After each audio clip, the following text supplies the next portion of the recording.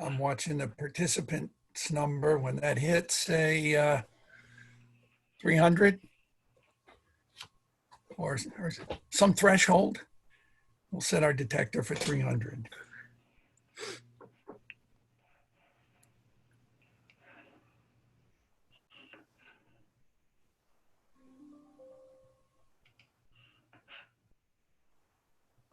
Good morning, everybody. We're kind of waiting to let everybody who wants to join in.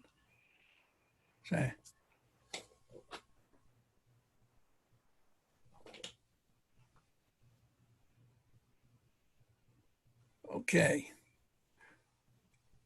All right, I guess I'll lower the threshold a little bit. 20 seconds has come and gone.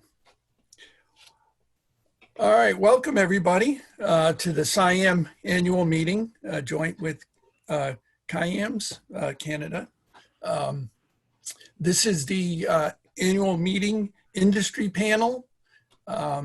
We will have a 1 hour panel discussion, and subsequent to that, you can meet in a breakout room with our panelists on a one-on-one basis if you have more specific questions. Essentially what we're here to do is we have a collection of experts from the industrial field, and they're going to help explain the opportunities, some tips and tricks to get into the business, as well as covering what life is like in the industrial environment. So I'd like to, I can't gauge what the mix of the audience is, but we are assuming mostly graduate and postdoc applied mathematicians. Okay, so what I'd like to do now is introduce our panelists that are, and first I'll begin with Christiana Manzocco. Our first panelist is the Director of Industry Development with Alberta Enterprise, where she strives to develop the venture capital and tech industry in Alberta. She is Strategic Advisor to Analythium Solutions, which is a startup that applies artificial intelligence and machine learning and robust mathematical and statistical methods, and leverages domain expertise to scope data problems, aggregate disparate data sources, and work across silos and complex organizations in the energy and environmental sectors. Christiana's career has spanned industries from fashion to energy, working chiefly as a management consulting, helping large corporations to innovate and implement new technologies. She led the development of an applied AI division within her organization and spearheaded global expansion initiatives in the UK and Europe, where she became engaged with London's fintech and AI ecosystems. Previously, she was part of the inaugural Creative Destruction Lab, Rocky's cohort, and is currently a member of the C100 48 Hours in the Valley Selection Committee. Christiana holds an MBA and Bachelor of Commerce in International Business from the University of Calgary, and accreditation for the Venture Capital Executive Program from the University of California, Berkeley, the Walter A. Haas School of Business. Welcome, Christiana. Our next panelist, Dr. Sumanth Swaminathan. I hope I got that right. Sumanth, correct me if I'm wrong. Swaminathan, very good. His career spans academic, government, large and small industrial and entrepreneurial endeavors. Following his BSc in chemical engineering from the University of Delaware in 2005, he got his PhD in applied mathematics from Northwestern University 2009. Sumanth began an academic research path in collaborative postdoctoral appointments between Northwestern University, Argonne National Lab, and Oxford University. His research concentrated primarily on numerical and asymptotic solutions to stochastic partial differential models of non-equilibrium physical systems. Sumanth's initial foray into industrial mathematics was as a technology consultant at W.L. Gore and Associates, where he led a team of interdisciplinary PhDs. in leveraging predictive models to optimize technology operations and develop, let me see, I'm sorry, I was reading my chat. And development. All right. Subsequently, Sumanth completed a fellowship at the Data Incubator in New York City and moved on to a role as chief data scientist at Raytheon Systems, Inc. This role focused on the development, testing, and deployment of triage prediction models in a mobile application designed for at-home management of COPD. Expertise in these modeling formalisms led to a role as co-founder and CEO of Iterex Therapeutics, where he is responsible for innovating company products and developing business strategy. Sumanth recently co-founded Veronix Health, a company that develops web applications, enterprise software, and cloud-based APIs, and leverage machine learning algorithms for remote detection and care of viral illnesses. Sumanth is an adjunct professor of mathematics at the University of Delaware and a specialist in machine learning methods for chronic illness management technologies. Outside of his professional career, he remains a passionate Indian classical saxophone teacher, a performer with a big appetite for global travel. And I was teasing him earlier that he may break out his sax in the mixer session. Okay, our next panelist, Dr. Vakhtang Putkaradze, earned his PhD in theoretical physics from University of Copenhagen in 1997 and held faculty positions in New Mexico, Colorado State, with the latest academic position being the Centennial Professor of Mathematics at the University of Alberta. His work to date encompasses the theory and application of geometric methods in mechanics, sensors, and renewable energy. Dr. Putkaradze's achievements have been recognized at the university, national, and international level, earning him, among others, Japan Society for the Promotion of Science Senior Award, Flaherty Foundation Award, Humboldt Fellowship in Camesfield's Canada Research Prize. Since 2019, Dr. Putkaradze has held the position of Senior Director, Science and Technology for ATCO in Alberta. There he leads science and technology for ATCO's Space Lab division, continuing their legacy of forward-looking creative thinking and enterprising development, and is also designed to serve as a testing ground for next-level technologies. And Stefan Wild. Dr. Stefan Wild is a computational mathematician and director of the Laboratory for Applied Mathematics, Numerical Software, and Statistics at Argonne National Laboratory. Dr. Wild joined Argonne as a director's postdoctoral fellow in September 2008.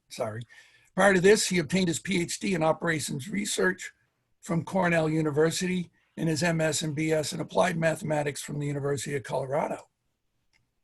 At Argonne, Dr. Wild develops algorithms and software for challenging numerical optimization problems.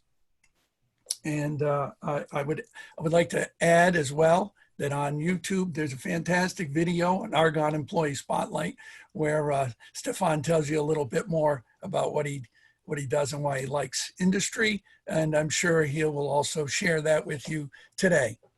Okay, so welcome panelists and welcome audience. At this point, I would like each panelist to have an opportunity to tell us a little something that they have prepared to get you ready for your future industrial endeavors. So we'll go from my screen. I would like to ask Dr. Putkaradze to go first.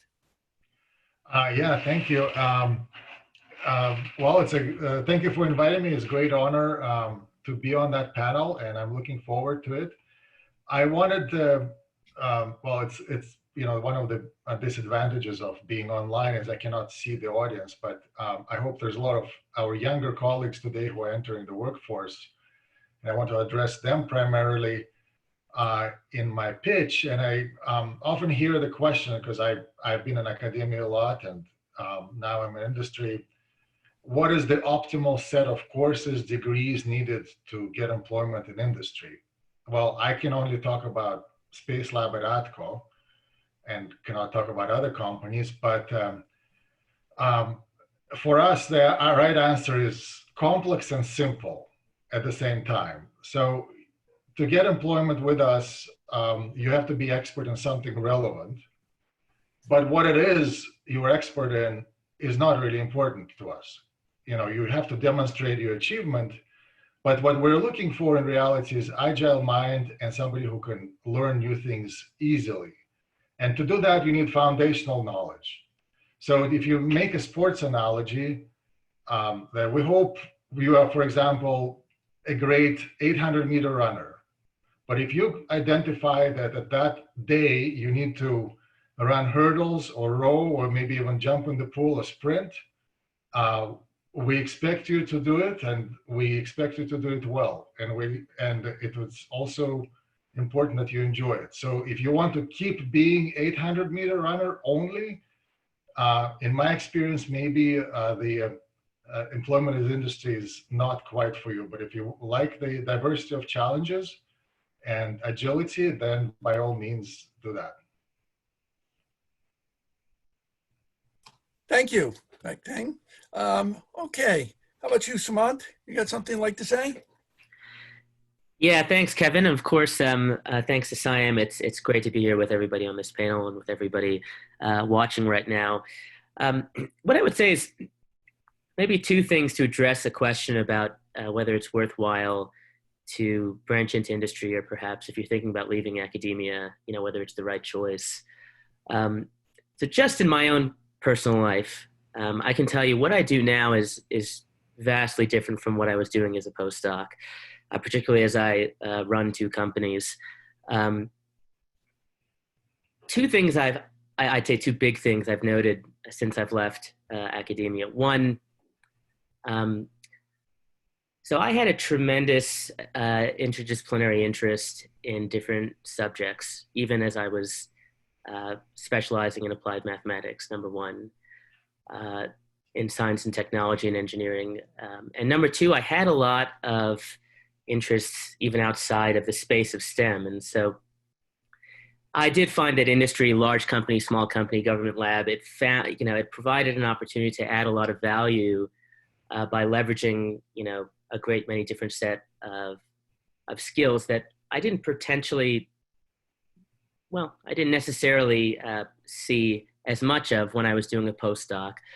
And so, if you do have a lot of interest in some different subjects, I think you might find that going into industry can give you a chance to contribute in a lot of different ways, that could be really interesting. Number two,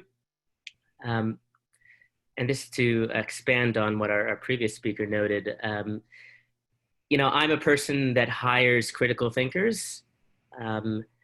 When people interview for me, I'm looking for people who can think outside of the box, think laterally, who have very specific, obvious knowledge in the fields that I'm hiring them for, but can add value in a lot of ways. And so, if you're preparing for interviews or you're thinking about going this path, obviously you have to be good if you're interviewing for a numerical data science position or a computational science position and you can't program, there's going to be a problem. But people certainly like me, and I suspect many other people in the industry who are hiring, they're really often looking for folks who are strong, critical, hypothesis-oriented thinkers who can sort of figure out how to problem solve in diverse circumstances and scenarios. And there's lots of ways to prepare for those types of interviews, which we can talk about later. But I think boning up on some of those skills, particularly on communication, problem solving, and I think getting through critical thinking interviews would be very helpful.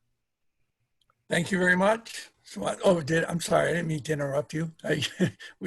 Nope, that's it. Thanks. Great. Okay, Stefan, you're up. Sure. So morning, everybody, and thanks for the opportunity. Even virtually, it's exciting to do this. So despite the fact that the panelists we can see each other, we can't see you. So, but this is interesting. So first, just a quick overview about Argonne. Argonne's a multidisciplinary R&D lab. It's one of 17 national labs for the U.S. Department of Energy, and they vary in size, discipline, location. Several of them are participating in the career fair that happens right after this event. So I want to put in a plug for that, happening, I don't know, an hour and a half from now. Argonne is a multidisciplinary lab just outside of Chicago. It's got about 3,000 employees. And the point that I wanted to make about non-academic jobs here is that in addition to just, being close to a litany of exciting science and engineering applications, there are also industrial or non-academic places where, you can do applied mathematics for the sake of doing new mathematics. And I think that shouldn't be lost sometimes in these discussions. In terms of what's valued in my area, just beyond technical expertise, and I really like Vakhtang's analogy here, I think that we greatly value the ability to collaborate and to be able to collaborate with diverse colleagues, just in terms of their background or their technical expertise. So being able to work with multidisciplinary teams and solve hard problems, this is something that's very valuable for us. And I think that's what I wanted to say. Great, thank you, Stefan. All right, Christiana. Great. Hello, everyone. I'm so pleased to be here today with you all. It's my pleasure to be on this panel and also to be here in my capacity as a strategic advisor with a startup called Analythium. So just as was mentioned, I mean, it's the diversity of our team that really makes us that much more powerful and able to solve some really complex, interesting business problems.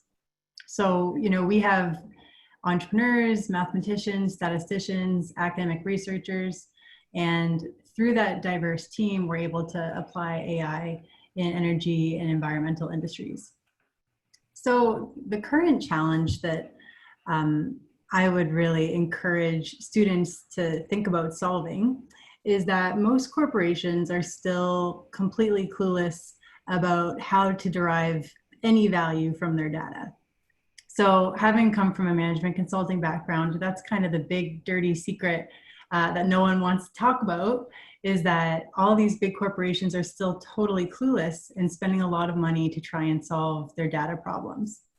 So some of the stats that everybody throws around that I think, I should get you situated in is that every day we create 2.5 quintillion bytes of data, so much that 90% of the data in the world has been created in the last 2 years alone. So everyone knows that we have data. Firms are accumulating data at a rate that exceeds their ability to get any value from it. And that's because the data is disorganized, it's caught between different departments, and it's spread across different functional teams. And all these people have different backgrounds, and they don't know how to speak to each other, and they don't know how to work together in order to really solve problems with this data. So I believe that students can have a very meaningful impact upon solving this problem. And the question that you should all be asking yourselves is, how do we transform data into business value? You've probably never considered that question before, but students who are able to bridge that gap between math and statistics, data science, and business to help these senior managers extract value from their data are the ones who will have an infinite number of interesting and challenging opportunities to work on. Thank you very much, Christiana. All right, everybody. So you've heard from our panelists, and now we will get to talk to them in a more informal, one-on-one, well, many-to-one way. I'd like to throw out the first question to the panel. And this, I think, may be in the minds of a lot of our audience, is how diverse is your company? So diversity is a very important issue for creative energy. And I think that's an open question that a lot of people think about. Anybody?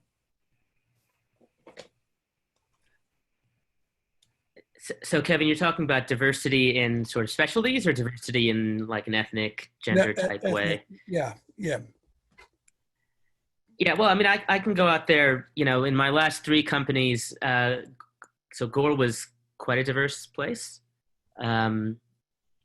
situated out in Delaware, about 10,000 people. And personally, I thought that diversity was very enriching. As it may not be shocking to you, though, and this is still an issue now, you know, I think the female representation in the STEM area, certainly back then, which is about 5 years back, was lacking. I think that's improving. And the last 3 companies I've been in, the 2 that I'm in now, they're quite small. So you know, of the 6 or so, well, 10 or so people in Iterex, and call it the 5 people in Veronix, we have a broad diversity of ethnicity, less on the, I mean, as much as you can talk about diversity in a company of 5 people. So, yeah. Anybody else want to weigh in on that? Well, I'll weigh in. I mean, I don't have the statistics, but I think ATCO, my feel is quite diverse company. Of course, our chair and CEO, Nancy Southern, is a woman, and she also has long played a leading role in advocating social issues of global importance. So, right of indigenous people and the role of women in business.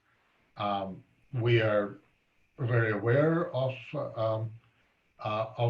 diversity, and it just feels when I work with people, just the sample, and I work with quite a lot of people across all aspects of the enterprise, that the company does feel quite diverse. I think in terms of, for example, gender balance, and our team, it's not 50-50, but it's pretty close. So a space lab itself. So I think we are quite diverse as ATCO, and we have a history of promoting that. And so I mean, I think I have a very positive experience here.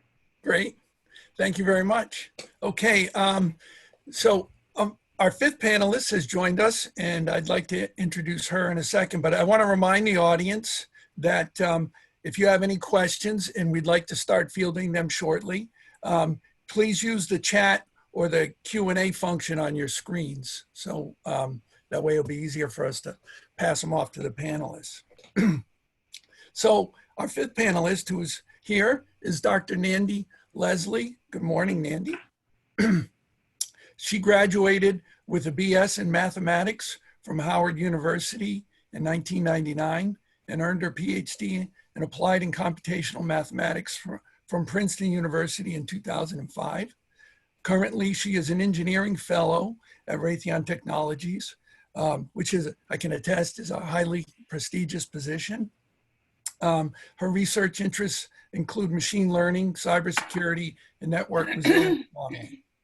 And previously, Dr. Leslie served as an applied mathematician and principal investigator at the U.S. Army Research Laboratory. And she has published over 40 articles in peer-reviewed journals, conference proceedings, and technical reports. Good morning, Nandi. You may be muted. I was going to ask you would you like to say anything to the audience before we field some more questions? Pleasure to be here and to talk with you. Yeah, I can jump in later once we're fielding questions or okay. Point to talk. But that's yeah. fantastic. Well, good morning. All right, everybody. So here's our first question from Thomas Lynn. What role has mentorship played in your career? What sort of mentorship roles have you taken on?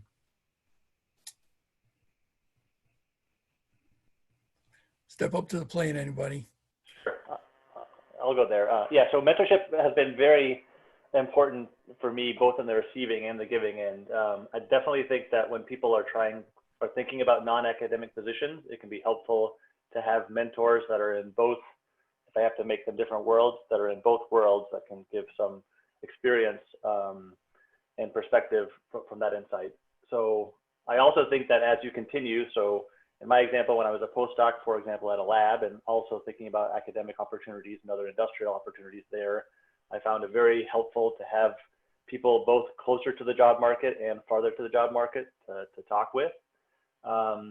And also in thinking about, you know, what I want to do research-wise, I think mentorship has been very important for me. And likewise, I find that all of my colleagues uniformly, they're very giving with their time, and this is one of the reasons why we want them to be our colleagues. So I know that they serve as mentors in a number of different capacities and would encourage everyone to do so. I don't know if that was just an easy answer to a question, but the answer to a mentorship question is yes, yes and yes, both ways.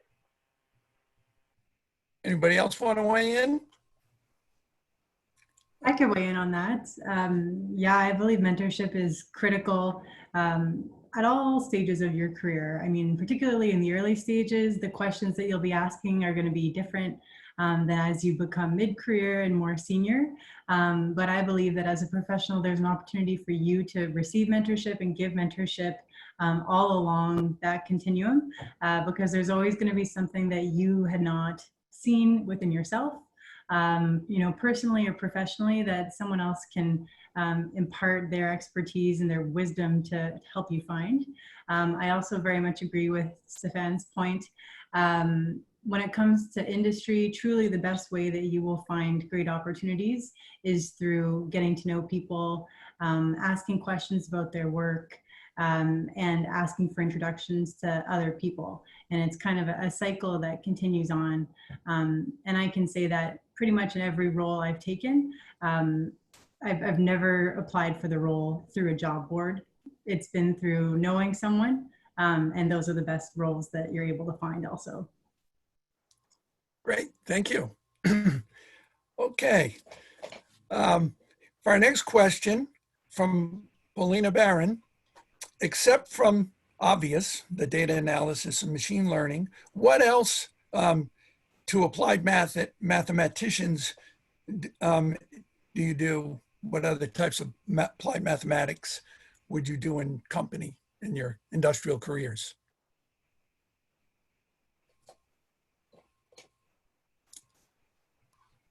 Yeah, so I could take a quick shot at that. In early industrial mathematics, there's actually a lot of work that I was doing, interestingly enough, in solving traditional transport problems, some of the kind of stuff that you do in your graduate work, but doing it sort of elegantly to help product development move along fast. I mean, I do a ton of machine learning, of course, now. That's where I sit, and this data science is very important. But you'd be, particularly in certain types of manufacturing companies and traditional industrial research companies, like a quick example, there was a team that was trying to design a gas filter at my company, Gore. It's essentially a membrane that separates a mixture of gases, something that starts with oxygen, CO2, helium. And the selectivity of that membrane to a specific gas is a classic transport problem. You just sort of have to figure out how hard to push the gas across the membrane and how thick the membrane should be to get the gas that you want out. And to solve that problem, you're solving differential equations. And that added a ton of value to this company. But I will say that solving that problem quickly, deploying it in something that people could use, writing some code, communicating it well, and making sure that people who were building this product knew what to do with your models. That was really the value proposition, of course, at the end, that sort of whole solution. But there's lots of traditional mathematics that you can use in different circumstances. It's not a fully data science, monopolized industry, I would say. There's lots of opportunities. Excellent. Anybody else want to weigh in? Yeah, maybe Nandi, you wanted to come in, so go ahead. I don't want to interrupt. So the question was, what other areas of mathematics besides machine learning and statistics are used in the industry? Correct. Yeah, there are so many, and there is a lot of room for other methods, including Recently, in the last few years, I've been using a lot of game theory, and you know, in its more, well, traditional form, and evolutionary game theory, and of course, game theory as it's applied to machine learning for problems with multiple agents, but game theory nonetheless. And then there are also opportunities to apply optimization methods, and mathematical methods that have been popularized by operations research, including primarily optimization. Let's see.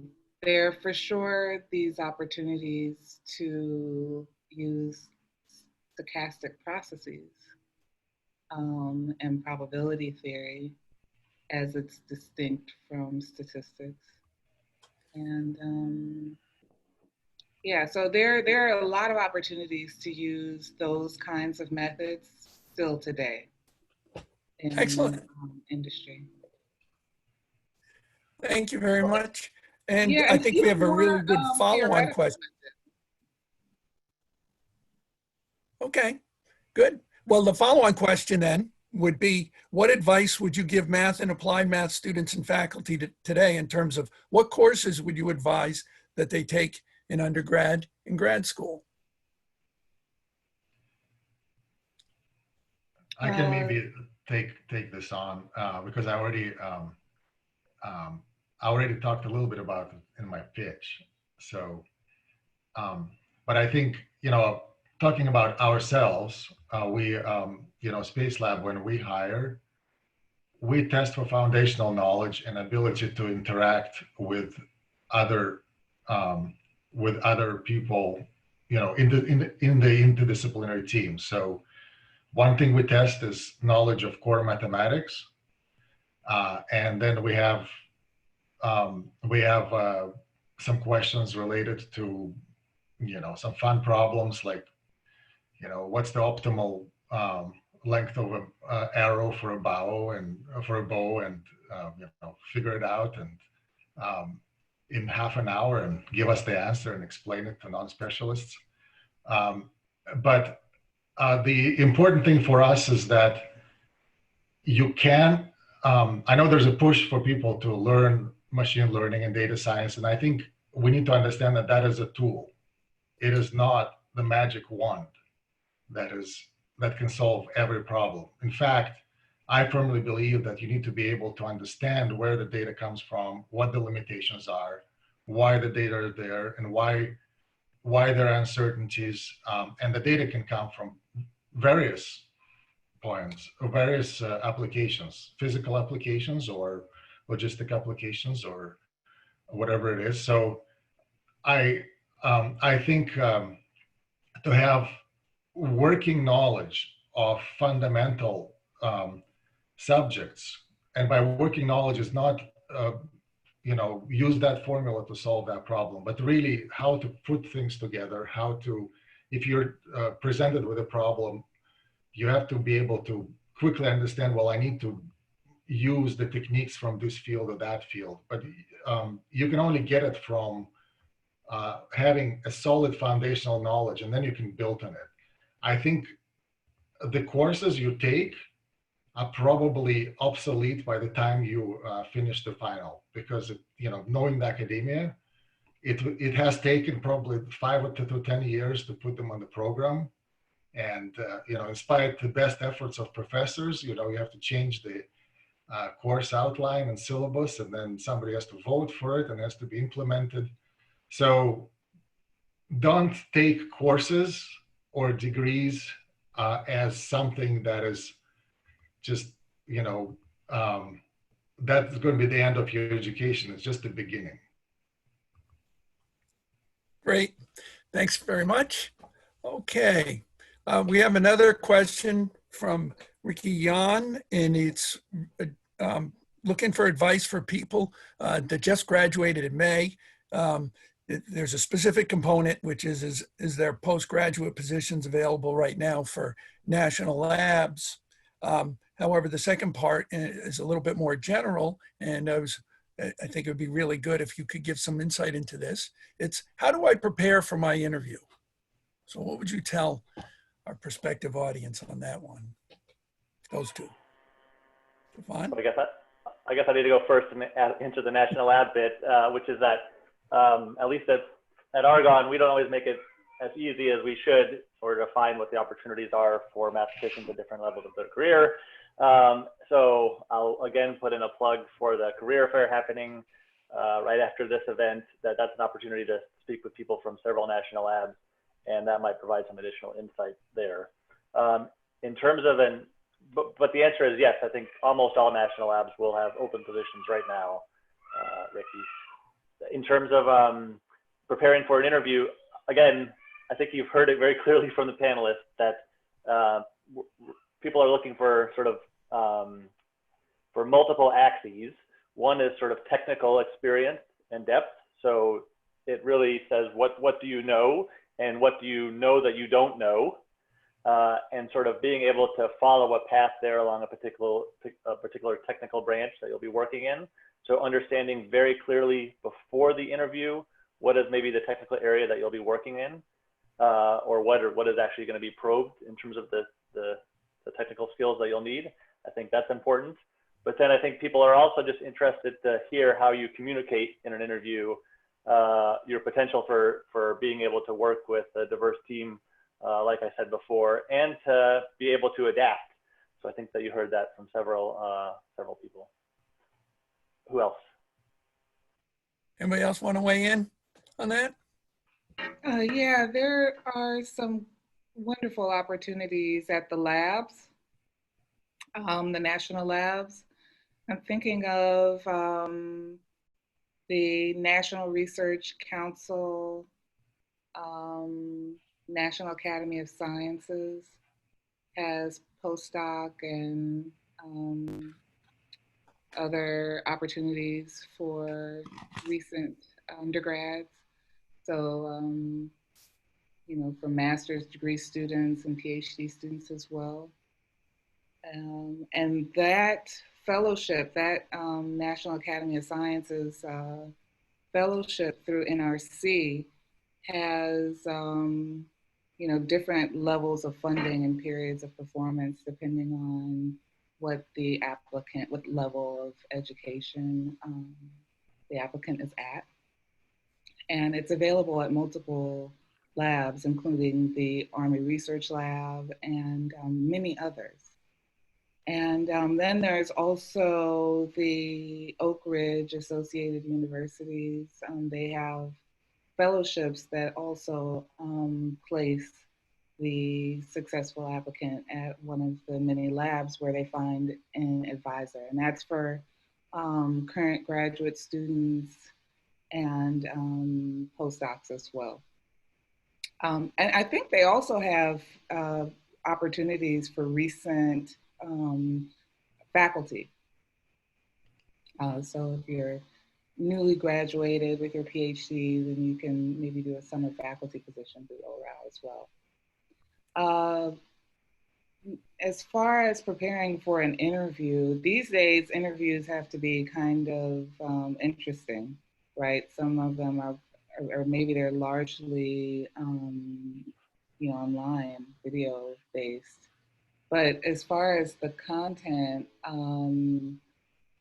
you know, it's really critical to, first of all, feel confident in the company that you're, you know, that you're going to interview with, confident in your knowledge of what they're doing.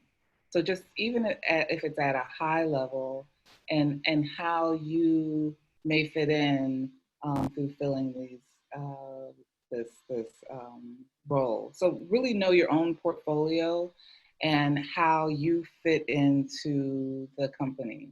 And that just really kind of takes doing some basic research on what the company is doing. If it is for an industry position, And I guess it also goes for the labs. I have an understanding of what their mission and vision is and maybe how you could fit in.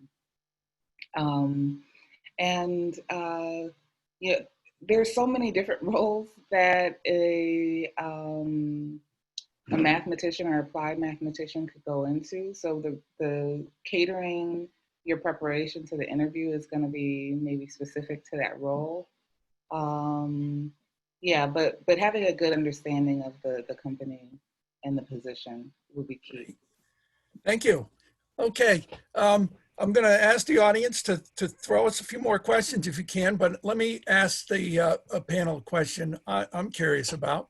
I'd like to know what is your typical workday like? What could somebody tell me that? Very curious. How about you, Christiana? Sure. I mean, it's just that, you know, none of my work days are very typical. So that's kind of the problem. But,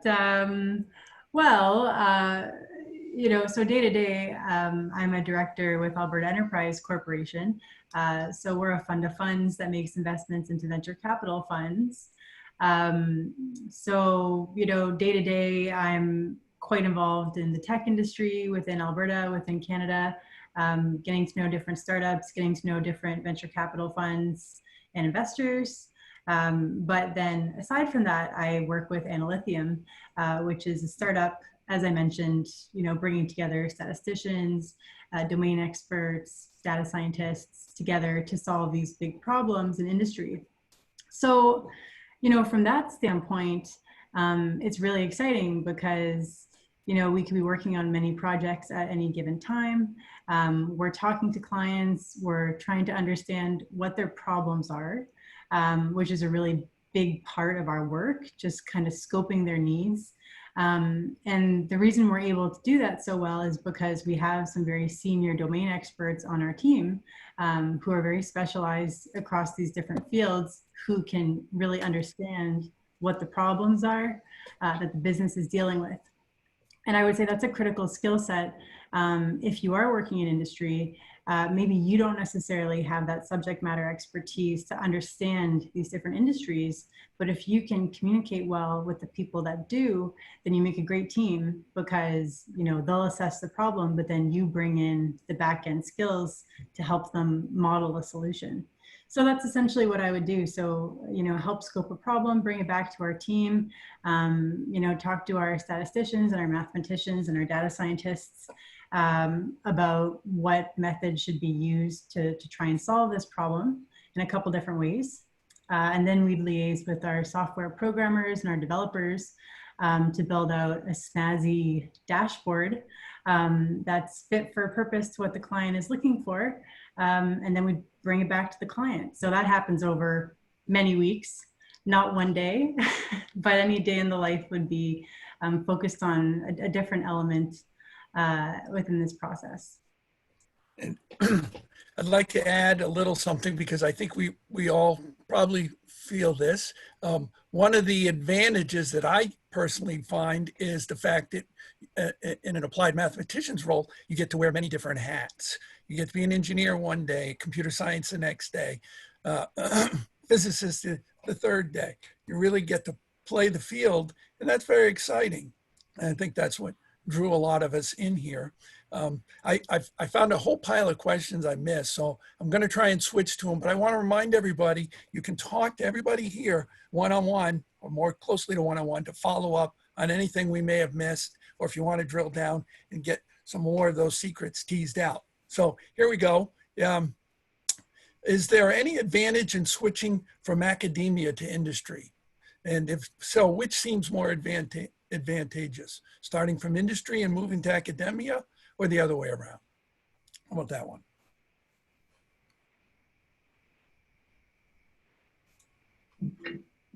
I guess I can take a stab at that. I don't know whether I'm the best, but I had a postdoc and I also taught for a few years at University of Maryland, College Park. I'm in the Department of Mathematics.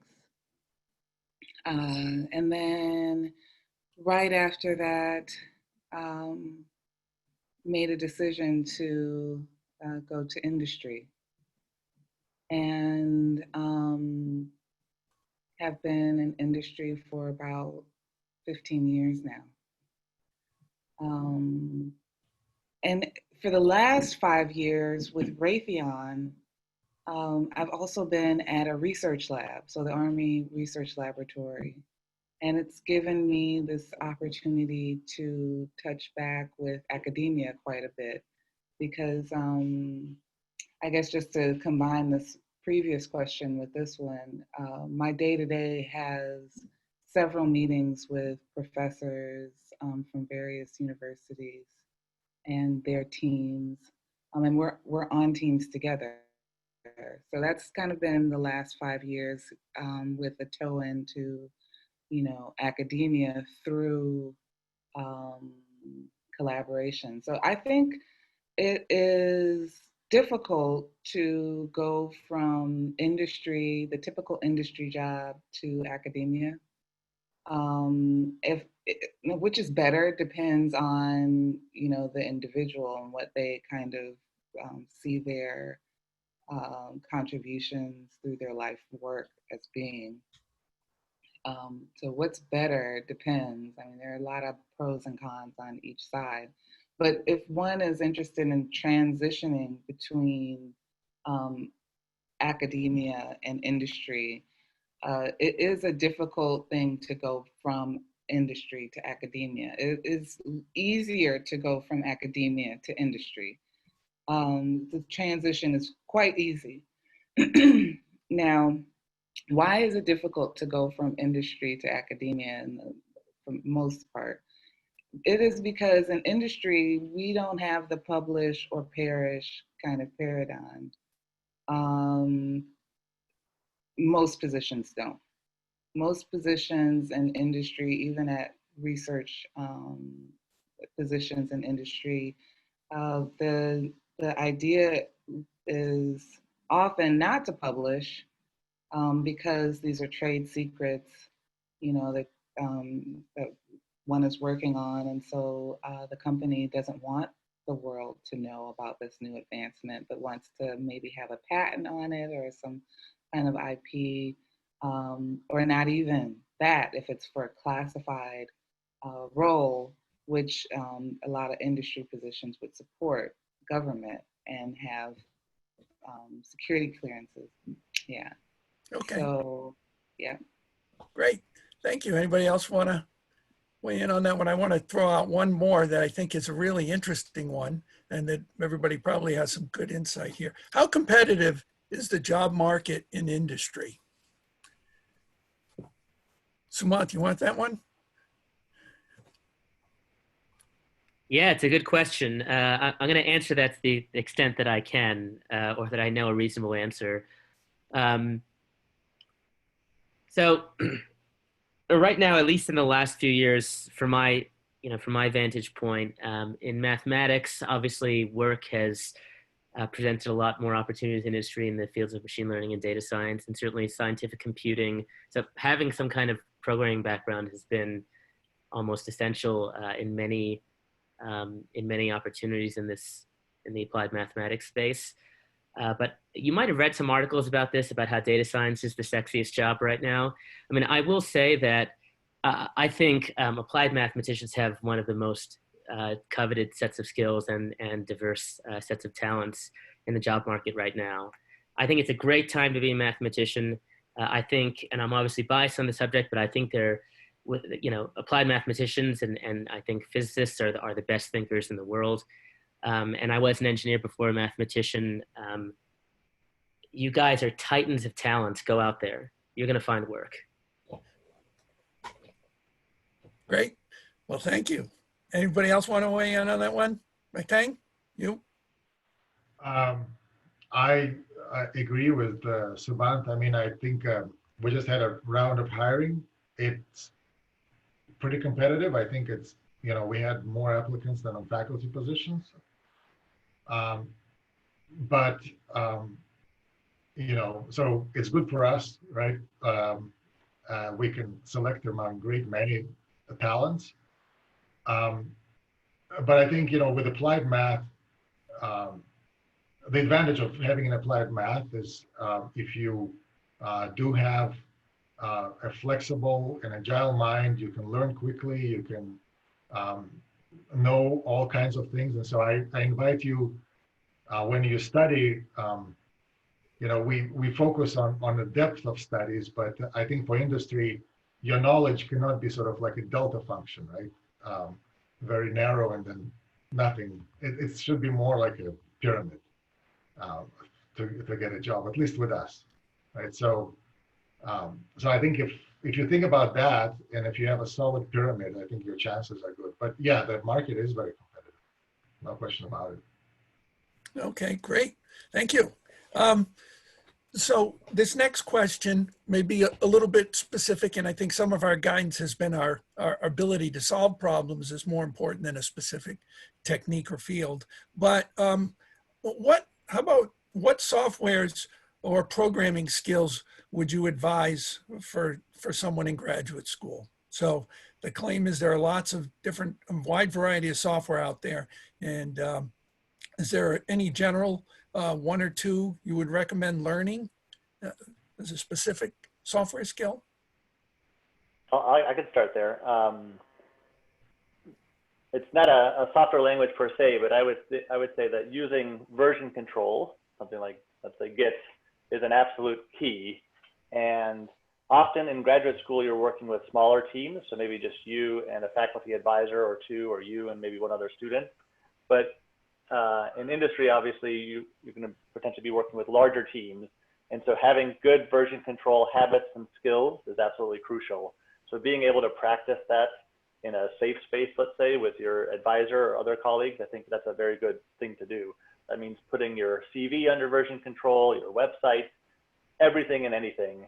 And so I would say, I would try to steal some time from learning any one specific programming language and focus on basic version control skills such as Git. Excellent. Thank you. Git. I'm trying to learn that myself. Anybody else want to weigh in on that?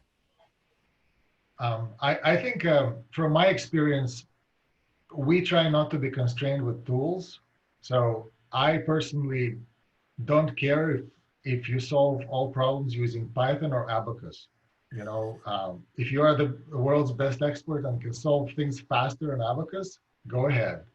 But it's kind of a little awkward if there's one person using Abacus and everybody else uses Python. So what I want to say is you should have the ability to learn. So if there's a team who's working on Python, you should be able to at least understand what the program says. Right, so. Excellent. I don't know if that answers that question or not. Yeah. Yeah, Kevin, I would just add one very small thing to this too, and I completely agree with what Vakhtang just said. But if your only programming background is sort of MATLAB based, sort of scattering together of quick scripts in school, I think it'll help you do yourself a favor and maybe try to get some depth in another language, or at least practice some programming outside of whipping together ODE 45 solvers in MATLAB. Okay, because I think you'll do yourself a favor by knowing a bit more than that. But we're also language agnostic, although my company uses Python almost exclusively for scientific computing. Great. Thank you. All right. Let me just alert you that we're almost out of time here. We probably have time for a little bit more, but don't forget that all our panelists hopefully should be available for questioning right after this in a slightly different venue. So I would encourage you to, if I didn't get to your question, please feel free to follow up or drill down into some other issue that we didn't get to bring up here. I found this next question to be very interesting. I'd like to ask the panel this one. Are there places where the ability to rigorously prove statements and hypotheses is explicitly used in industry? Good question. What do you think? Think we know the answer? Yes. Yes. There are definitely places where you know, for proving theorems and corollaries, you know, and hypotheses and statistical based methods. There's definitely room for the theoretical work. Often, in addition to the theoretical work, there is a need for empirical analysis. And So so that that's really interesting because we tend to focus on applied mathematics, being applied mathematicians ourselves, but we don't want to chase away our pure mathematical friends. Clearly, there is an opportunity out there, and basically, we've been talking about the mindset of solving problems is key. So, anybody else want to weigh in on that? I think I agree with Nandi. There have been examples of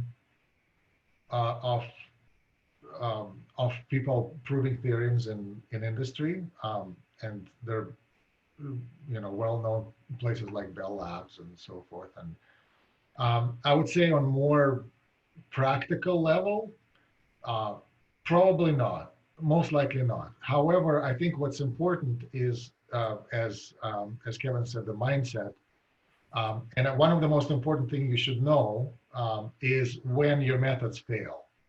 And so you need to understand complex methods that are based on complex math, and you need to understand what the formulation of the theorems are, because if you don't know when the methods fail, then you don't know how to apply it. So I think the rigorous mindset is very important.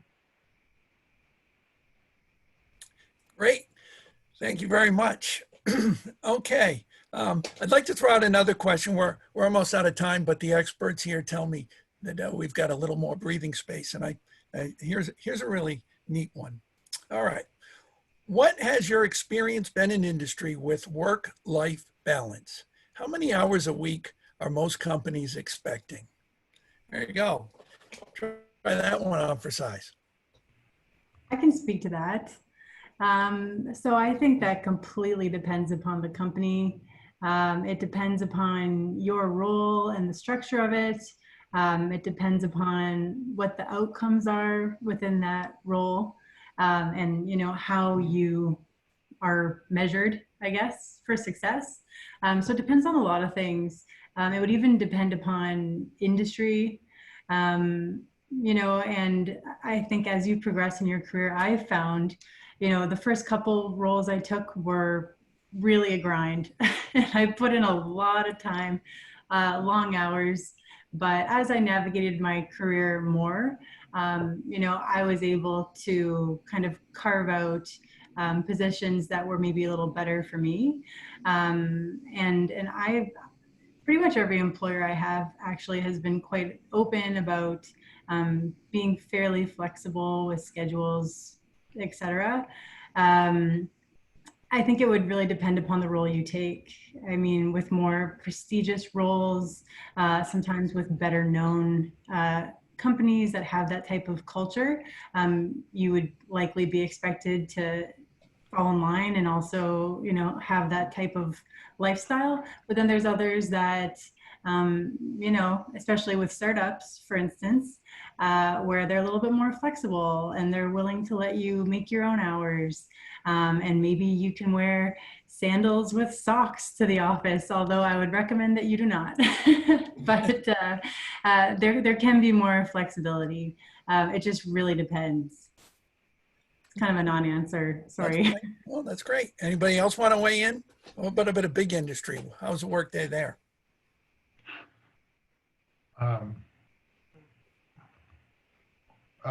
Well, in ATCO, we have, you know, the work-life balance is very important. So I can actually say that in academia, in my 20 plus years in academia, I never took a vacation, but in ATCO, it's pretty strict. So I'm taking my vacations diligently, as I should. Anybody else want to weigh in on that? Go ahead, Stefan. Oh, I was just going to make a comment. I was going to wait long enough for some kids to run in the background, and then we could talk about work-life balance. So, Sumanth, you say something more productive. Well, just a small. I thought first of all, I thought Christiana's answer was spot on. So it does very much depend. I will say that. So I've been a startup for 5 years, and it's very flexible there. But I work all the time now, and it's also the happiest I've ever been. And I've been in large companies, small companies, government labs. I've been around the block. And at Gore had an amazing work-life balance, and it was a big company. So, sometimes the policies are the way they are. Sometimes the personality, yourself, you are the way you are. So small companies, often they have very flexible vacation. Some of them have infinite vacation, right? And nobody ever takes vacation. So some of this is on you and some of this is on the company. And personally, I can tell you, I've been performing my entire life. I still perform, even when I'm working all the time. So you can make things happen. It's up to you. Great. Well, thank you, everybody. I think we're about out of time here. So what I would like to do is, first, I want to thank the audience for your participation, your wonderful questions. And I really would encourage you to follow up with our panelists. The information will be popping up shortly. I would really like to thank the panelists as well. You've helped me, and I'm sure you've helped the audience a lot. It's been great meeting you all, and I look forward to seeing you at the mixer and talking to you later. All right, everybody. Thanks for joining the SIAM annual panel session, and we'll see you next time, hopefully. Thank you, everybody. That was a great panel, guys. I really appreciate it. I'm going to share some information for the breakout rooms, and then I'll head over to start those up. I also put the information links into the chat. You'll be able to meet with the panelists and some other select industry VIPs from SIAM. So you should see the links. Breakout rooms will be about 20 minutes, and then we'll shake them up so that you're able to meet a lot of new people. Feel free to exchange contact information. And thank you, everyone, for attending. Thank you. Thanks. Yeah, thank you. Bye-bye. Thanks, everyone. We'll see you shortly. Bye. All right. That was